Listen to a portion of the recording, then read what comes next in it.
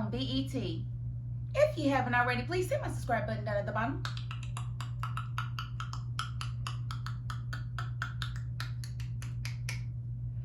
Thank you so very much. And I want to get right into this review because this is the last episode before the season finale. So we need to get into this, okay? So we open up with Hayden and Gary. And of course, Gary is telling him, you know, a sack of marbles. Because he's telling him that Tamira is a plant. And that she was planted by the one and only Fatima.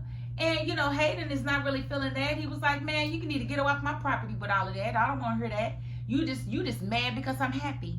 And you don't like it. And blah, blah, blah, blah, blah. He was like, well, I told you I was going to vet her. And this is what I found. He said, no, I told you I wanted to vet her. He said, but you didn't find anything. But my PI found this. And he was like, man, I don't believe that. He's like, you need to get off my property. He said, I think you need to find a new tax lawyer. I said, oh, he big mad. He said, I think you need to find a new tax lawyer. I said, oh, he's really mad. He messing with his own money there. And, you know, but it was just in the moment, I think he just wanted to save face with Gary because they've been kind of going back and forth over who's the happiest, who's the craziest over that woman or whatever. So he really didn't want to eat crow in that moment, but he went in that house and he confronted Tamira. And he was like, yeah, so do you know Fatima? And she was like, who? And he was like, Fatima. Do you know Fatima? And she was like, no.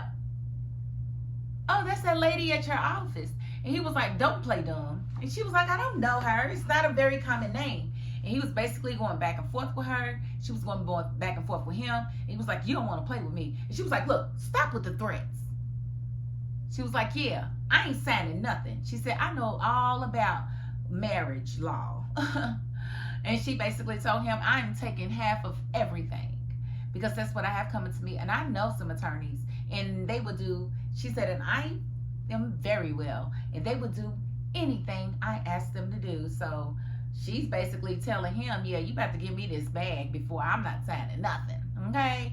Because I know the rules, and rules say that I get half because we didn't have a prenup. So I don't know what to tell you, buddy. So Hayden is Liddington. He's very mad. He is very upset, but there's nothing he can do with his little bitty self. So all he can do is go and confront him.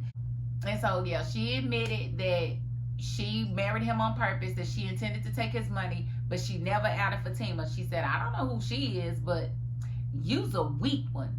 And yes, I did this easily. This was nothing. She said, I got you coming and going. I don't care nothing about what you're talking about. And I was like, okay, Tamira, you ain't got to keep up the front no more.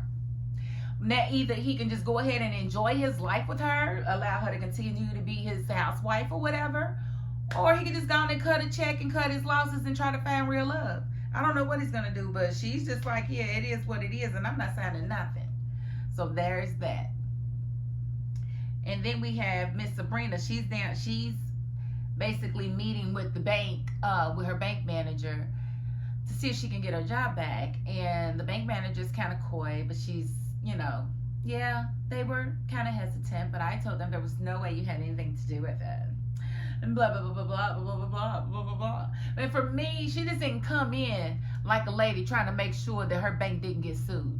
Because if I was Sabrina, I would have been on the, okay, well, you do know I've contacted my attorney for a wrongful termination suit against you guys. Yeah, because everything that was done by me would suggest that I had nothing to do with this. Yet you fired me anyway. You put my finances in ruin. And I need to be compensated. My feelings are hurt. I did so much for this bank.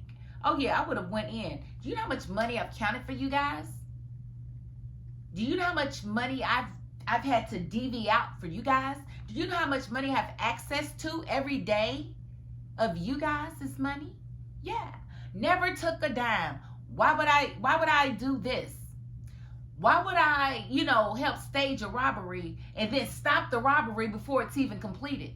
Because y'all remember, she called in to report it before they could even complete the robbery. So she foiled the robbery. So for them to fire her, they were all the way out of line. They should have known, if nothing else, she had nothing to do with it.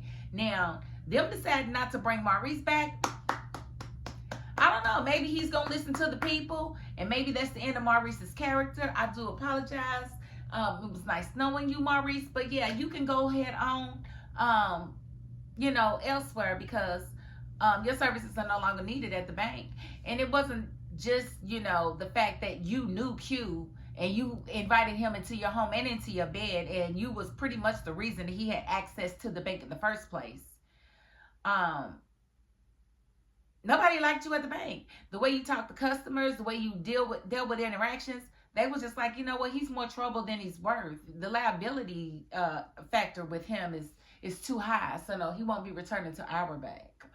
So they had no intentions of telling him, which I felt like was dang. But then she said it's a liability clause with that is why, they fired him for his involvement, but they didn't have to bring him back like they're bringing Sabrina back, but they're taking her to a different branch. So she'll be back, but not at the same old branch. So maybe that'll open up more opportunities for more storylines to flourish once she gets downtown.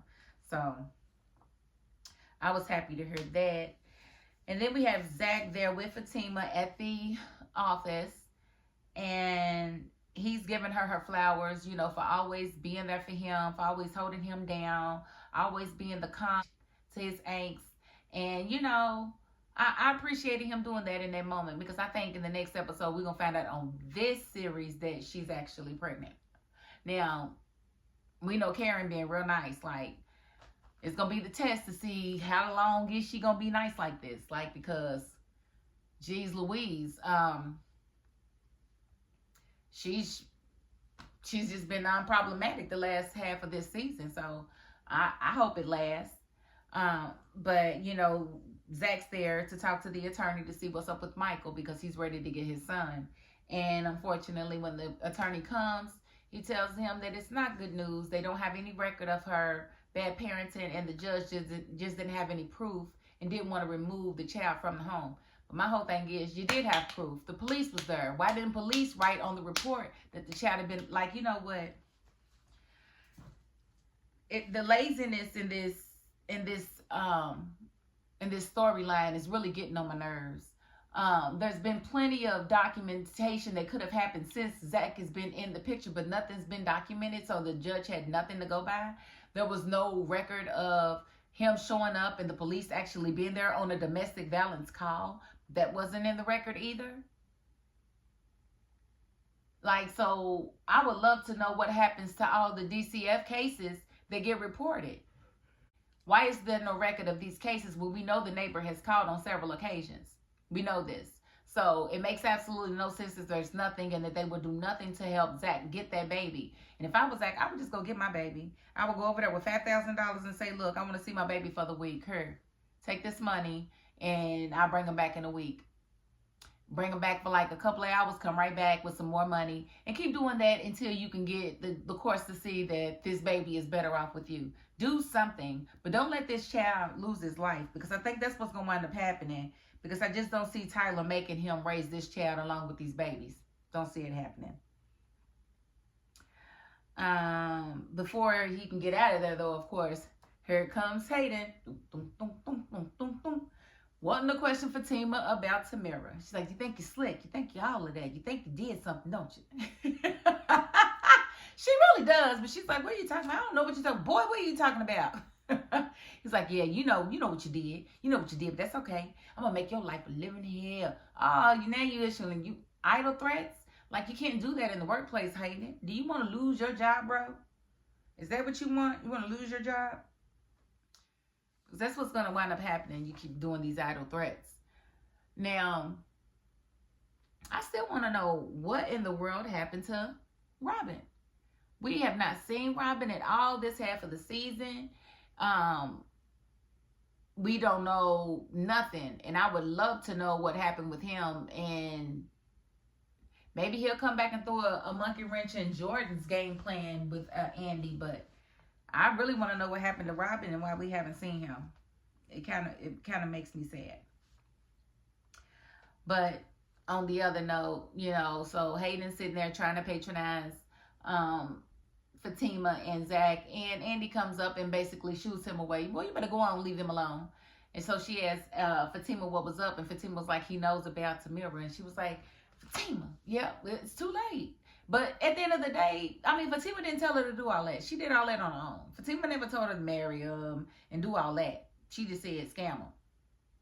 But, you know, she went in for the jugular and caught it with a shank. So we're going to see how that comes out. Andy basically went to go on her lunch date with Jordan.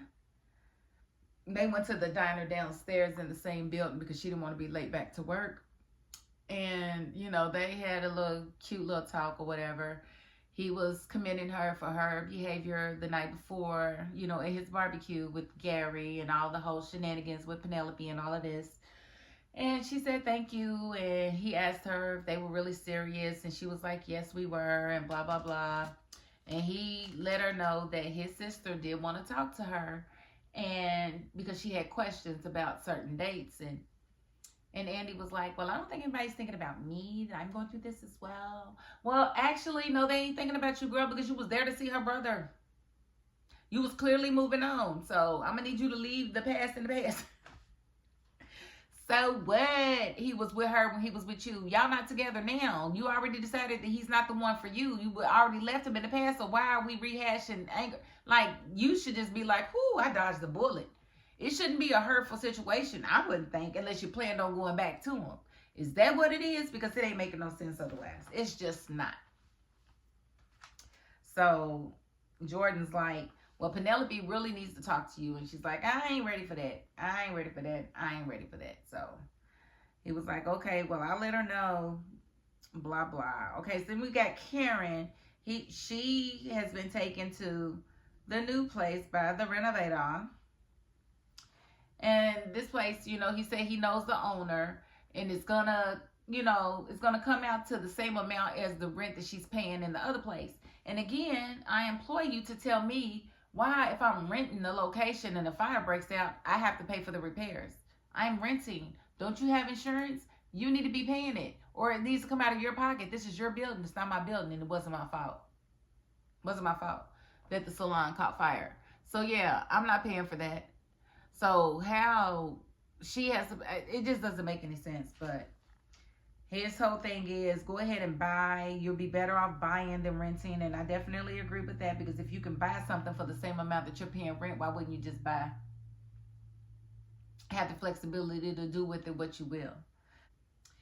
And I think he was kind of flirting. I think he'd be trying to test the waters with her. She knows he's married, so she's not really looking at him like that.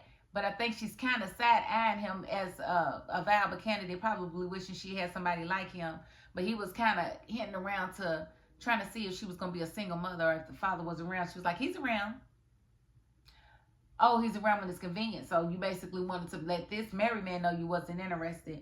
So that's good to know, because I think it is something fishy with him. I just don't know what it is. I don't know why I get the feeling that he's going to wind up being one of those people that wants sister wives. And he wants a woman that can have many, many children for him. I just have a feeling that he's got a whole cult. If not a cult, but, you know, just a bunch of, he probably has 3 or 4 wives at home. Y'all tell me what y'all think about that. I think he probably got 3 or 4 wives, and he wants her to be one of them. That's the feel I get from him. I don't know. Y'all tell me if I'm crazy, but I think he's one of them. I do. So we have Sabrina. She going to tell Maurice that he's not getting his job back. He's not really happy about it, but he understands. He did say he wasn't going to be stupid over penis again. We'll just have to see if that's true, if he stays around on the show. And he's just going to have to find work elsewhere, because he's not going to be able to go back to the bank. And again, I'm happy at that, because he was so disrespectful to her in the bank, like, period. And it looks like Andy and Jordan, they had a good lunch date, but he's asked her to dinner. He wants to go to a sit-down dinner, you know, with tablecloths, things like that. And she agrees. She's actually, I think, going to try to take him a little serious on this date. We did see Danny and Tony at the airport, and they were having their conversation. And, you know, she let Tony know that Preston was no longer an issue. And so he asked her out on a proper date. He wants to go to dinner and he's going to pick her up. And she's like, good, I can save my gas. They always got her being broke and cheap. I don't like that, but that's what came out of her mouth. So she's still broke and cheap. Am I the only one that notices that type of stuff? I mean, certain things be consistent with the characters, and sometimes it be overly consistent. Like, okay, we get it, okay. So, she was, you know, she set up the date with Tony, and Tony actually offered her a job. He was like, you know, you can always come and work for my company, and she was like, nah, it'd be a conflict of interest. Not gonna do that. Don't need you being my boss. And I don't blame her. Like, I don't need you in control of my money. And if I lose this job, good to know that you will hire me.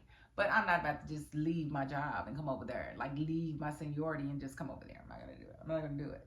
Are you going to match my seniority? No, you can't do that, can you? All right, then. I'm going to stay right where I'm at. So, you know, Tony, he's cool. We'll see how it goes. But talking to Sabrina, she was needing a pep talk from having to tell Maurice that he wasn't welcome to come back to the bank. And as they were talking, you know, she was asking her about Preston because she told her that she had a date with Tony. And she was like, so does this mean it's over with Preston? She was like, yeah. And she's like, oh. Danny was like, oh, I just got a picture. And basically, Preston went and married Mandy. I think that was her name. Was her name Mandy? I want to say her name was Mandy. He went and got married like that quick. Like, from the morning to the afternoon, he's already married. Right?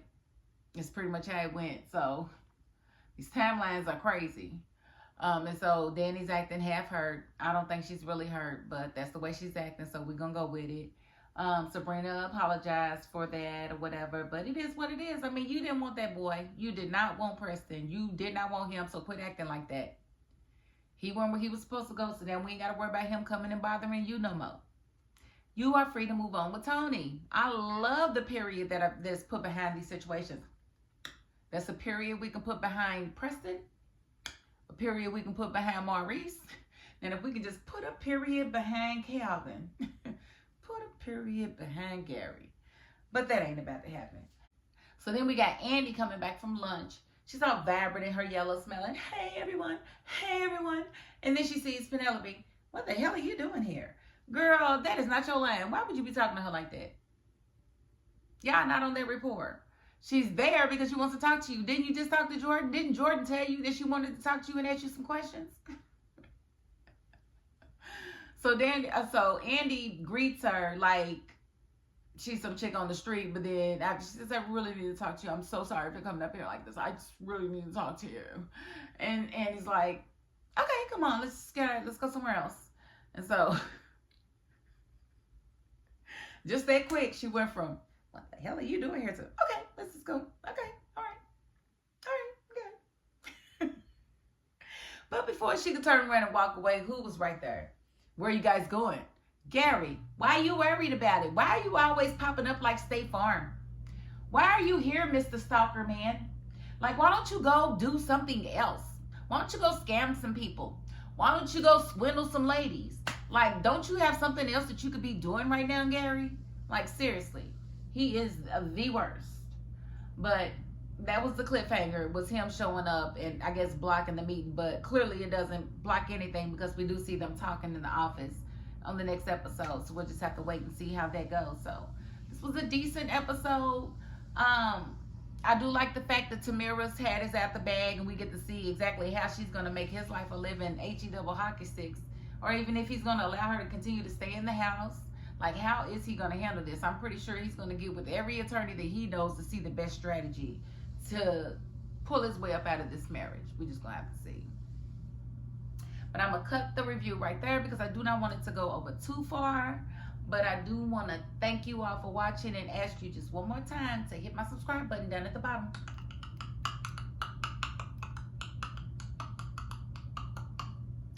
Thank you. We are well over 1,000. I do appreciate that. We are still climbing. We are still going. But these reviews and your watching is actually helping me reach my goals. So I do thank you for that. But if you are not the subscribing type, getting to the end of this video, helps me just as much. So thank you for that. Y'all are real MVPs at this point. And that is my $5.02. Peace.